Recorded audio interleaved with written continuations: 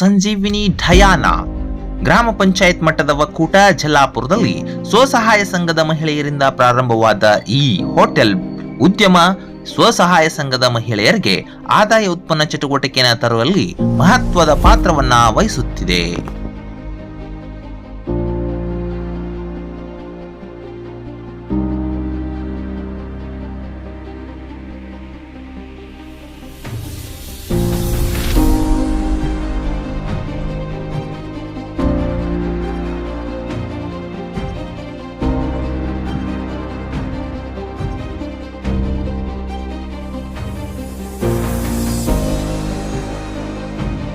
ಇವರು ನಮ್ಮ ಒಕ್ಕೂಟದಿಂದ 1.5 ಲಕ್ಷ ರೂಪಾಯಿ ಸಾಲ ತಗೊಂಡು ಸಂಜೀವಿನಿ ನ್ಯೂ ಡಯಾನ ಹೋಟೆಲ್ ಅಂತ ಪ್ರಾರಂಭ ಮಾಡಿದ್ರು.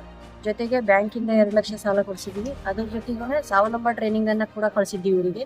ಧಾರವಾಡ, ಬೆಂಗಳೂರು ಒಂದೊಂದು ವಾರ ತರಬೇತಿಯನ್ನು ಕಳಿಸಿ ಅಲ್ಲಿ ತರಬೇತಿಯಲ್ಲಿ ಉದ್ಯಮಿಯನ್ನ ಯಾವ ರೀತಿಯಾಗಿ ಮಾಡಬೇಕು, ಯಾವ ರೀತಿಯಾಗಿ ಅಭಿವೃದ್ಧಿ ಹೊಂದಬೇಕು, ಪದಾರ್ಥಗಳನ್ನ ಯಾವ ರೀತಿಯಾಗಿ ನಾವು ತಯಾರಿಸಿದ್ರೆ ಜನರಿಗೆ ಇಷ್ಟ ಆಗ್ತದೆ ಅನ್ನೋದ್ರ ಬಗ್ಗೆ ಹೆಚ್ಚಿನ ಒಂದು ತರಬೇತಿಯನ್ನ ತಗೊಂಡು ಬಂದು ಒಂದು ಸ್ವಾವಲಂಬಿ ಯೋಜನೆಯಲ್ಲಿ ಇವತ್ತು ಸಹಾಯಧನ ಪಡೆದುಕೊಳ್ಳಲಿಕ್ಕೆ ನಮ್ಮ ಒಕ್ಕೂಟ, ನಮ್ಮ ಜಲ್ಲಾಪುರ ಗ್ರಾಮ ಪಂಚಾಯತ್ ಒಕ್ಕೂಟ ಮತ್ತೆ ಒಕ್ಕೂಟದ ಅಧ್ಯಕ್ಷರು ಮತ್ತೆ ಎಲ್ಲ ಪದಾಧಿಕಾರಿಗಳು ಕೂಡ ಇವರಿಗೆ ಒಂದು ಸಹಾಯವನ್ನ ಮಾಡಿದ್ರು. ಅದರಿಂದ ಅವರು ಆ ಒಂದು ಯೋಜನೆಯೊಳಗೆ ಸಹಾಯವನ್ನು ತಗೊಳ್ಳಿಕ್ಕೆ ಅವಕಾಶ ಸಿಕ್ತು ಅವರಿಗೆ.